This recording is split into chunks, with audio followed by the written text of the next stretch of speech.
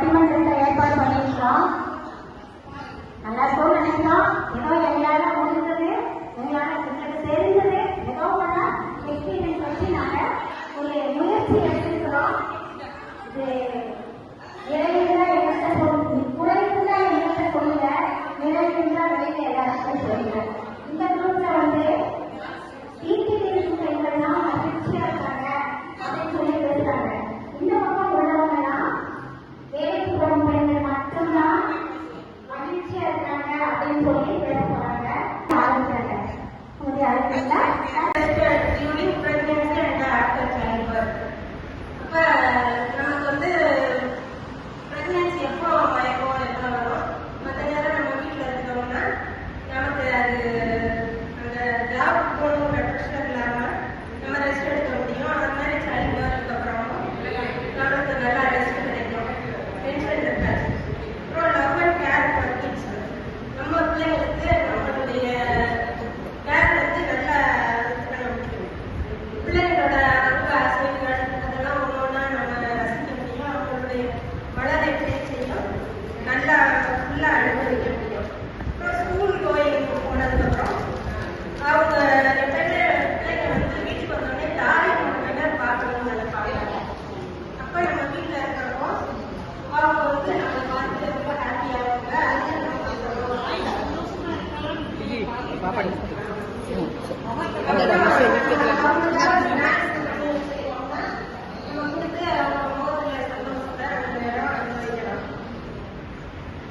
அப்புறம் ஸ்கூலுக்கு நம்ம பிள்ளைங்களுக்காக டைம் டிவோட் பண்ண முடியும்.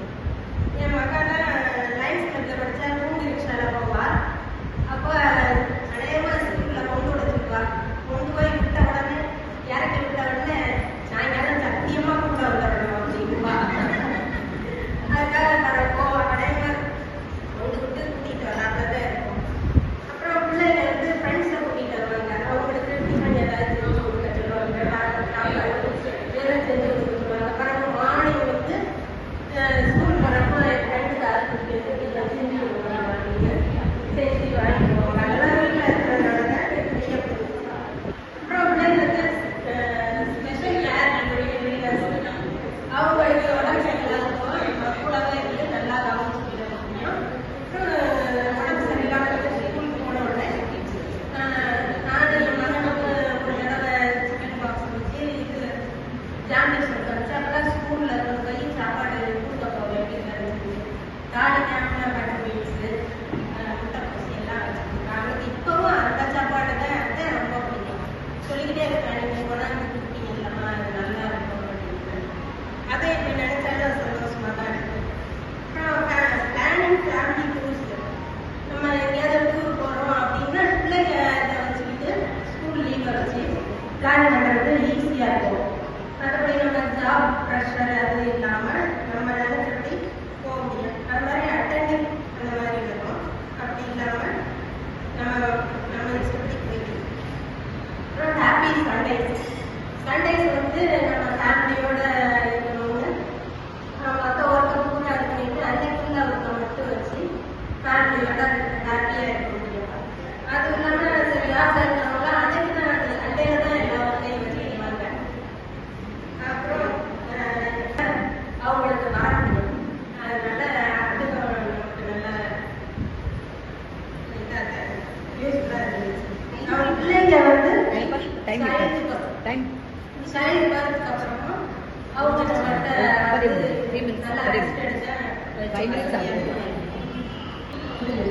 நடுவர் சொல்லுங்க. சொசைட்டிக்கு சர்வ்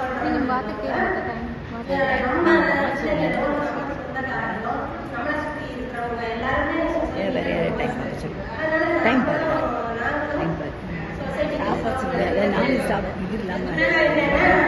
பிள்ளைங்க வந்து பிள்ளைங்க ஆனந்தம்னா ஆனந்தத்தையும் பேரானந்தத்தையும் முழுசா அனுபவிக்கணும்னா நம்ம வீட்டில் இருக்கிற பெண்களால் தான் அனுபவிக்க முடியும். அதிக சந்தோஷமா இருக்காங்க. நான் உறுதியா சொல்லுவேன். உங்களுக்கு அவங்க படித்தவங்க நிறைய பயணி சொன்னாங்க சரியா? ஆனா எனக்கு ஒரு சின்ன நேரம் நம்ம சந்தோஷமா இருக்கணும் அப்படின்னா அவங்க வந்து பிள்ளைங்க பேரம்பத்தி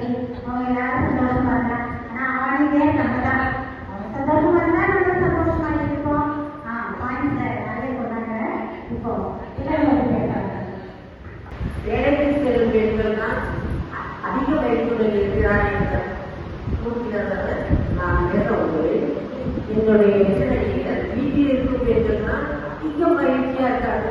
நிறைய காரணங்கள் கூறினார்கள். இப்ப சில காரணங்கள் பார்ப்போம். வேலைக்கு போறவங்க எப்படி அதிக சந்தோஷமா இருக்காங்க. நம்ம அவங்க டைம்லி சாப்பாடு, டைம்லி தூக்கம், டைம்லி குளிக்கிறது. அவங்க காலையில வேகமா இருந்தோடனே தேடி மாதிரி குடு குடு குடு குடு நேரமும் பார்த்தீங்கன்னா அவங்க அவ்வளவு விஷயம்லாம் கிடையவே கிடையாது. சந்தோஷமா நம்ம குடும்பத்துக்கு செய்யறோம், நம்ம செய்யறோம்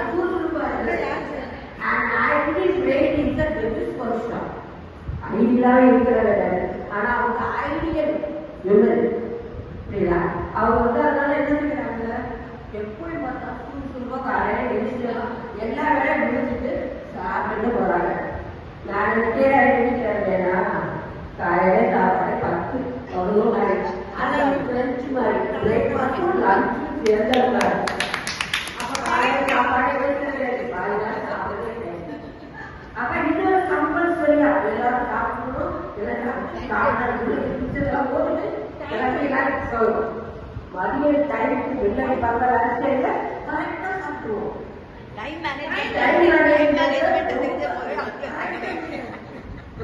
வீட்டு போனோடய ஒத்துட்டு வந்தோம் போய் அதுக்கு ஏதாவது செய்யணும்.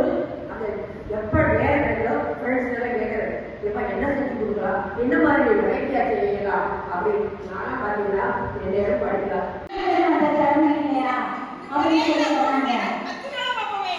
ஒரே நேரத்தில் 10 வேலை பண்ணுவோம். நாங்க மட்டும் சும்மாவா கைமண்டி வர்றது?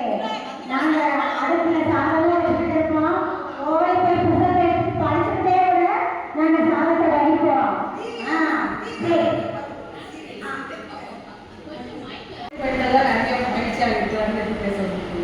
எனக்கு முன்னாடி பேசியிருக்கிற நாங்கள் வேலைக்கு போறவங்கலாம் டைம் மேனேஜ்மெண்ட் எதெல்லாம் கரெக்டாக செய்வோம், கரெக்டாக நாங்கள் இருப்பாங்க. ரொம்ப சந்தோஷமா இருக்காங்க. எனக்கு தெரிஞ்ச ஒரு பொண்ணு வேலைக்கு போயிருக்கீங்க. இப்போ கொஞ்ச நாளைக்கு முன்னாடி அவளை பார்த்தேன்.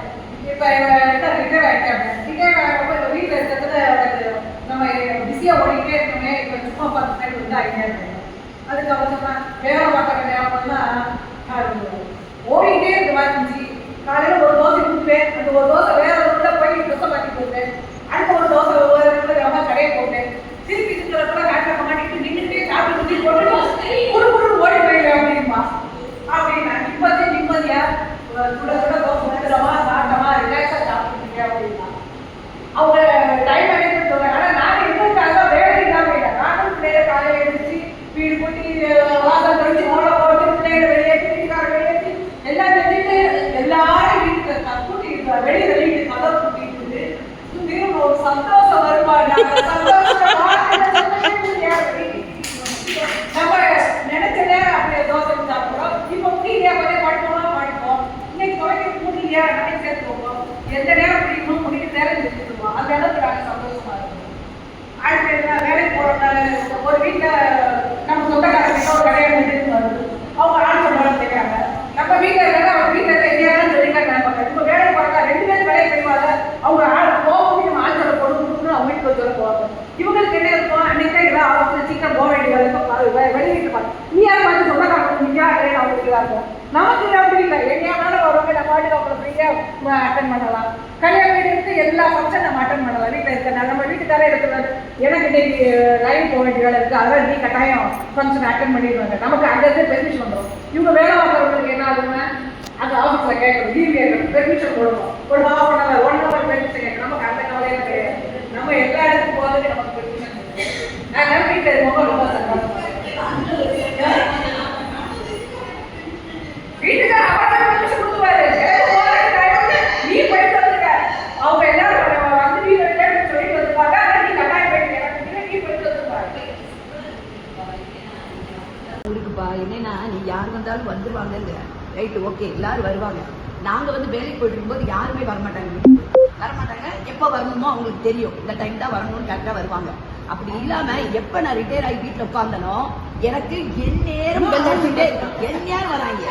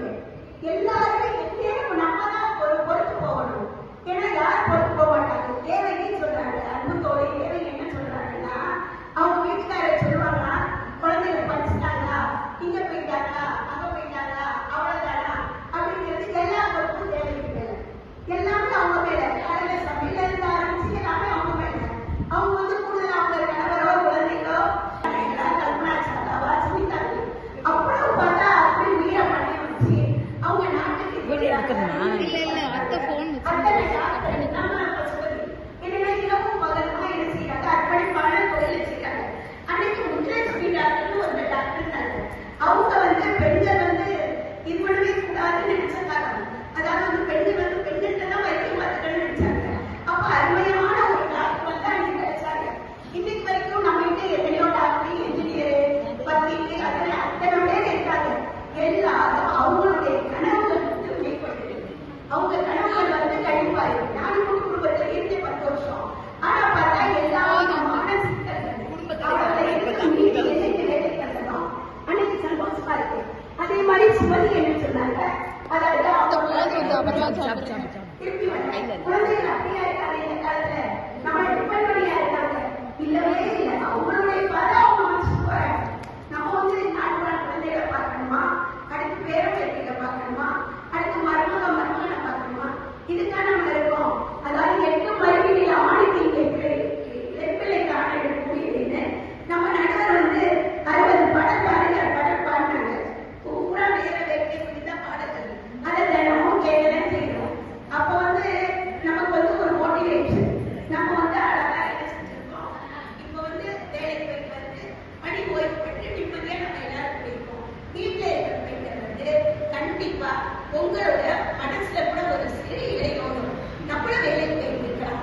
இந்த நாள் டிபெண்ட் இருந்திருக்கோம். கணவர், குழந்தைகள் எல்லாரையும் டிபெண்ட் பண்ணியிருக்கோம். இன்னைக்கு வரைக்கும் ஒரு ஆன்மீக சுற்றுலா போகணும்னா நம்ம கிட்ட பணம் இருக்காது, நம்ம கணவரை தான் இது பண்றோம். அல்லாட்டி நம்ம சேர்த்து வைக்கிறது நம்ம திறமை இருந்திருக்கா, லட்சக்கணக்கா நம்ம கிட்டே இருக்காது.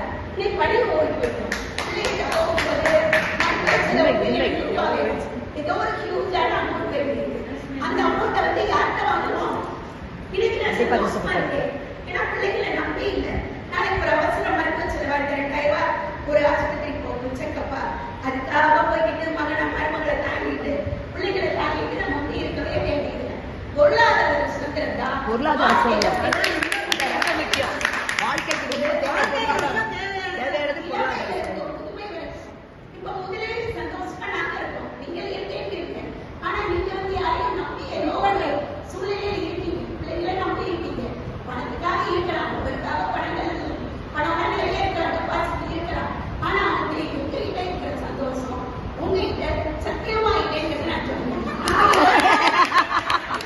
சத்தியமா போட்டா ஏன்னா அந்த வேலைக்கு போய் சந்தோஷம் நம்மளெல்லாம் மோட்டிவேட் பண்ணிட்டு இருக்காங்க. அதாவது வாரியார் பணம் நிமித்த நடவடிக்கை நிமித்த ஞான செலுத்துவதால் செவ்வை மாதத்தில் போதிப்பை அது வேலைக்கு போறதுனால வீட்டுல இருக்கிறவங்க அதை வச்சு வெளியே எங்க தெரியும்.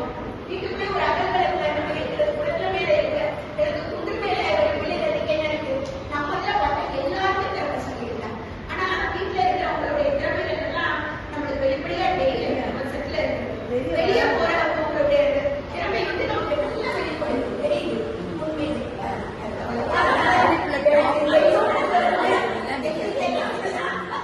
சொல்லுவாங்க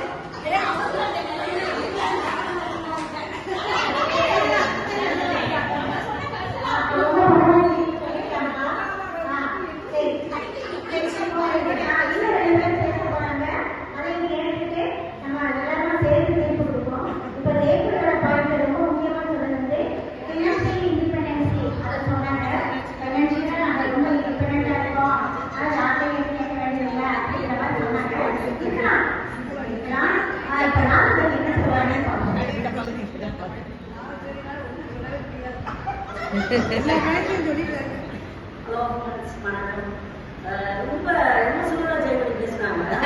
நம்ம இப்ப பொருளாதார சூழ்நிலை பேசல, மகிழ்வா இருக்கிறது யாரு? வேலைக்கு போற பெண்களா, வேலைக்கு போகாத பெண்களா? நம்ம டாபிக். வேலைக்கு போற பெண்களுக்கு 2 டென்ஷன். வேலைக்கு போற டென்ஷன், குடும்பத்தை பார்த்துக்கிற டென்ஷன். ஆனா எனக்கு ஒண்ணுதான், குடும்பம் பிள்ளைகளை பார்த்துக்கிறது மட்டும்தான். இதெல்லாம் பொறுப்பு அவங்க பொருளாதார டிபெண்டன்ஸ் சொல்றாங்க. ஆனா பொருளாதார டிபெண்டன்ஸ்னால நம்ம அடிமைப்பட்டு இருக்கணும்னு இல்லை. நம்ம சின்னதா நம்ம வளர்ந்து நம்ம படிக்கிறதே நம்ம பேரண்ட்ஸ் நம்ம பார்த்துக்கிட்டாங்க. நம்ம என்ன விருப்பப்படணும், எல்லாருக்குமே இந்த கிஃப்ட் கிடைக்குமான்னு எனக்கு தெரியாது. நான் என்ன நினைக்கிறேனோ அதை எங்க ஐயா வந்து எனக்கு செஞ்சு கொடுத்துருவாங்க.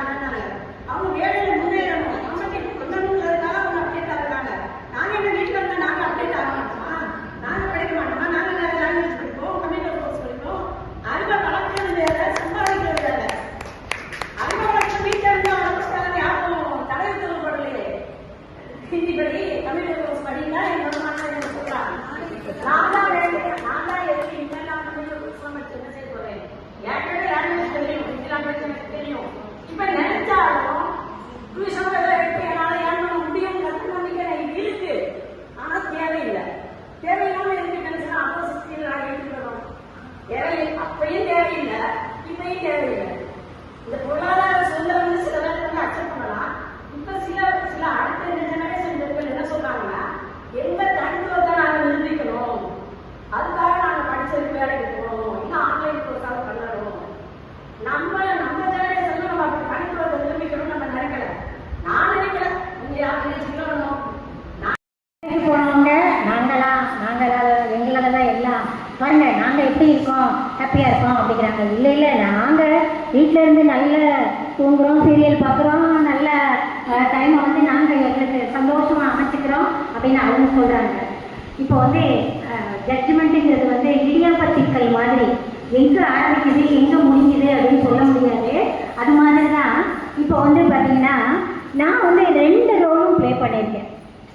இப்போ வந்து ஹவுஸ் ஒய்ஃப் மாதிரி வீட்டில் இருந்துட்டு சட்னி கழுவிட்டு தோசையை கழுவுற மாதிரி சுட்டுக்கிட்டு இப்படி தான் இருக்கிறேன். இப்போ ஒரு 7 இயர்ஸாக. அதுக்கு முன்னாடி வரைக்கும் ரொம்ப ஹாப்பியாக வேலைக்கு போயிட்டேன். இப்போ நான் ஹாப்பியாக இல்லைன்னு சொல்லலை, 2யும் என்ஜாய் பண்ணியிருக்கேன், பார்த்துருக்கேன், கஷ்டப்பட்டிருக்கேன், எல்லாம் தான். இப்போது வேலைக்கு போகிற பெண்களை பார்த்து எல்லாரும் பேசிக்காக பராமரி வேணும், ஒரு சேலை கட்டிட்டு போகிறான், வேணும் ஒரு சேலை கட்டிட்டு போகிறான், நல்ல மேக்கப் பண்ணிட்டு போகிறான். உண்மைதான், ரொம்ப சந்தோஷம். அதை வந்து வீட்டில் இருக்கிறவங்க பார்த்தீங்கன்னா அதெல்லாம் பண்ண மாட்டாங்க. வேலையெல்லாம் செஞ்சு முடிச்சுட்டு அவங்க படுத்துருவாங்க. அவங்க குளிக்கிற டைம் வந்து எப்படியாவது இருக்கும், 2 நாளைக்கு ஒரு கையில் ட்ரெஸ் மாற்றுறது, அது ட்ரெஸ்ஸிங் கான்சியஸ் இருக்காது. ஒரு 90 தான் நைட்டி சொல்கிறத விட அது டேட்டிங் சொல்லலாம். டே டைம் அதை நம்ம போடுறோம், எப்போ பார்த்தாலும் நைட்டி. இப்போ கூட நான் வந்து 7 இயர்ஸாக பண்ணிட்டேன். யாராவது சேலை எடுத்து கொடுத்தாங்கன்னா வேண்டாம், நைட்டி தான் ரொம்ப யூஸ் ஆகுது, நைட்டியே போதும், பேசாமல் ஒரு 10 நைட்டி இருந்தால் போதும், வேலை எடுத்து அப்படிதான் இருக்கு.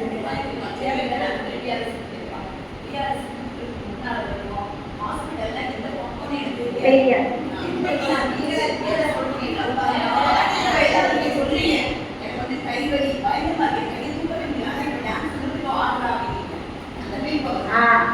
பாத்தீங்களா, நம்மள எல்லாரும் பார்த்த உடனே நான் தான் சொன்னேன், இது போய் சொல்றா, கைவலிக்குது போய் சொல்றா, ஏமாத்துறா, இந்த பையன் தூக்கவே முடியலடா. ரைட், அதான் அந்த ஒர்க்கிங் பிளேஸ் வந்து ரொம்ப வந்து அமிகபிளா இருந்துச்சுன்னு வச்சுக்கோங்க. அது மாதிரி ஹாப்பியஸ்ட் பிளேஸ் எதுவுமே கிடையாது. வீட்டில் என்ன கவலை இருந்தாலும் சரி, வீட்டில் வந்து நிறைய இருக்கும், பிரச்சனை வந்து நிறைய இருக்கும். எல்லா சைடுல இருந்து பல அம்புகள் வந்து பாயும். ஆனாலும் எனக்கு வேலைக்கு போய் அது போய் உட்கார்ந்து என்ன பொறுத்த வரைக்கும் அந்த பிள்ளைங்க முகத்தை பார்க்கும்போது, அதுக்கு முன்னாடி போய் நிற்கும் போது மனசே அப்படி மாறிடும், வீடே மறந்துடும். திருப்பி 4 மணிக்கு ஞாபகம் வருமா, அடடா காலையில தண்ணி பண்ணியெல்லாம் போட்டுருந்தோம், போய் கழுவணும், சிங்கிள் அடைச்சி கட்டணும், அதை கழுவணும், போய் காமிச்சி கூட நம்ம தான் போட்டு குடிக்கணும் அப்படியே ஒரு சலிப்பு வரும். 2வது வேலைக்கு போகிறோம் அப்படின்னு வரும். காலையில ஃப்ரெஷ்ஷாக நல்ல வேலை போகும்போது ரொம்ப நாட்டாக இருந்தேன், உலகத்திலே ராணி மாதிரி இருக்கேன் அப்படின்னு நினச்சிட்டு போவோம். சாயங்காலம் வரும்போது நான் ரொம்ப தோணி மாதிரி கஷ்டப்பட்டு இருக்கேன் அப்படின்னு சொல்லிட்டு ரொம்ப வருத்தத்தோட வர மாதிரி இருக்கும். இது ஒரு பக்கம். 1ஆம் தேதி ஆனது சேலரி கிரெடிட் ஆகும் பார்த்தீங்களா, இவங்க சொன்னாங்க ஃபினான்ஷியல் இண்டிபெண்டன்ஸ் சொன்னாங்க. அதை பார்த்த உடனே ஆஹா அப்படின்னு இருக்கும் நமக்கு. ஆனால் இதில் ஒரு சீனியருக்கு என்னன்னா, 1ஆம் தேதிக்கு முன்னாடி கடைசி வாரத்தில் கடன் நிறைய வாங்கிட்டுருக்கோம். 1ஆம் தேதி வாங்க வந்த உடனே எல்லாத்தையும் டிஸ்கவுண்ட் பண்ணணும். அதனால அந்த சந்தோஷம் 1 நாள் 2 நாள் 3 நாள் பேங்க் போட்டு யூஸ் பண்ணிக்கிறோம், அவ்வளோதான் சேலரி. அது ஒரு மெரிட்டாக இருந்தாலும் டிமெரிட்டாக இருந்தாலும் ஃபினான்ஷியல் இண்டிபெண்டன்ஸ் தான். நினைச்ச மாதிரி நம்ம சிப்ளிங்ஸ்க்கு கொடுக்குறது, அம்மா அப்பாவை பார்த்துக்கிறது, அவங்களுக்கு நம்ம கைப்பற்றது, அதெல்லாம் நம்மளால பண்ண முடியும் அப்படின்னு தான் சொல்லலாம். அடுத்து டெசிஷன் மேக்கிங் பண்ணலாம். ஆனால் அதுலேயும் ஒரு டீமேஜ் இருக்கு. என்ன சொல்லுவாங்க, நம்ம சப்ரஸ் பண்ணணும். உனக்கு என்ன தெரியும், வேலைக்கு போகிறவங்களோட பிரச்சனை இருக்குது, உனக்கு என்ன தெரியும், உனக்கு எதுவுமே தெரியாது. டெசிஷன் மேக்கிங்லாம் ஆன்லைன் எடுக்க வேண்டியது, அவங்களுக்கு தான் எல்லாமே தெரியும். உனக்கு என்ன தெரியும், ஒர்க்கிங் பிளேஸில் போய் நீ என்ன யார்கிட்ட எப்படி பேசணும், எப்படி ஒர்க் பண்ணணும், இது மட்டும்தான் உனக்கு தெரியும். வீட்டை பற்றி உனக்கு தெரியாது. எதுவுமே உனக்கு தெரியாது. அதெல்லாம் என்ன அதை பற்றி நீ கவலையே பட மாட்டேங்கிற. கொஞ்சம் அட்வான்ஸ்டா. ஏன்னா நம்மளோட ரெஸ்பான்சிபிலிட்டியை நம்ம எடுக்க மாட்டேங்கிறோம். நான் சொன்ன மாதிரி 2 குதிரையில சவாரி பண்ணுறது இதுவா அதுவான்னு தெரியாது. 2 இடத்துலையும் நம்ம நல்ல பேர் வாங்கணும். நான் கண்டிப்பா முடியும். 2 இடத்துலையும் கண்டிப்பா நம்மளால நல்ல பேர் வாங்கவே முடியாது. அட்லீஸ்ட் வீட்டில் இருக்கிறவங்க வந்து ஆனால் அவங்க வந்து நல்ல டெக்னிக். நான் ஒரு சிலரை சொல்கிறேன், அவங்களுக்கு நல்லா தெரியுது ஹஸ்பண்ட் கிட்ட எப்படி பேசினா காரியத்தை சாதிக்கலாம் அப்படின்னு சொல்லி. பிள்ளைங்க கிட்ட எப்படின்னா நான் சொல்கிறேன், ஒரு சிலர்னு சொல்லிட்டேன். எக்ஸப்ஷன் இருக்கலாம். பட் ஒரு சிலர் ஒரு சின்ன எக்ஸாம்பிள் சொல்கிறேன். எனக்கு தெரிஞ்ச ஒரு டாக்டர்மா இருந்தாங்க, சித்தா டாக்டர்மா இருந்தாங்க. அவங்களும் ஹஸ்பண்ட் வேலை பண்ணுறவங்க. அவங்க வீட்டுக்கு எதிர்த்தாப்புல ஒரு லேடி வந்து வீட்டில் இருக்கிறவங்க ஹவுஸ் ஒய்ஃப்.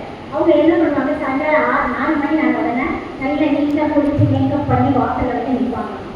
நின்று ஹஸ்பண்ட் எப்போ வருவாருன்னு சொல்லிட்டு அப்படியே எட்டி பார்த்துட்டே நிற்பாங்க. இந்த சித்தா டாக்டர்மாவோட ஹஸ்பண்ட் வருவாரா, நம்ம ஒரு பார்த்துட்டு வீட்டுக்கு போவாரா, அவங்க வேலையை போயிட்டு வந்து ஒரு பழைய ட்ரெஸ்ஸை போட்டுட்டு அப்படியே அடுத்த 2 முறை அப்படியே உட்காந்துருப்பாங்கல்ல. இன்னும் ஒரு நாள் நீ இப்படி நின்று என்னைய எதிர்பார்த்துருக்கிறியா, பாரு அம்மாவை பாரு, நாளையிலேருந்து நான் வேலைக்கு போகல, வீட்டில் இருக்கேன். 4 மணி ஆன உடனே அதே மாதிரி மேக்கப் பண்ணி நீங்கள் 5 மணிக்கு வரும்போது நான் நிற்கிறேன், அப்படி என்ன பண்ணட்டுமா அப்படின்னு சொல்லி என் ஹஸ்பண்ட் ரொம்ப சலிச்சுக்கிறாரு அப்படின்னு சொல்லுவாங்க. அப்போது ஒன்றை மிஸ் பண்ணுறோம், ஒன்றை வந்து என்ஜாய் பண்ணுறோம். இதுதான் லைஃப். பேலன்ஸ்டாக போயிடும். பேலன்ஸ்டாக போனால் தான் நம்மளால முடியும். இக்கரைக்கு அக்கறை பச்சை.